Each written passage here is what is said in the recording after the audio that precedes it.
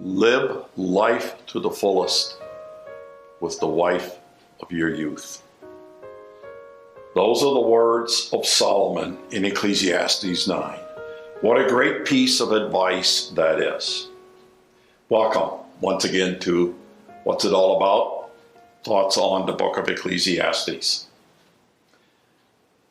What is interesting, as you are probably aware, especially if you have followed me with my thoughts on the book of Ecclesiastes over the last number of sessions here, and that is that Solomon is looking at life on earth and he's making observations about that with a very specific sort of approach, and that is, what is life? What can we observe about life on earth when we just think of life apart from God?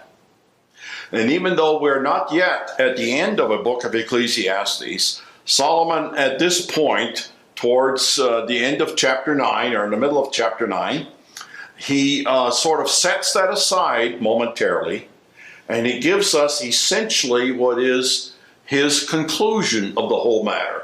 We will touch on that again, and we've already touched on it somewhat as we talked earlier.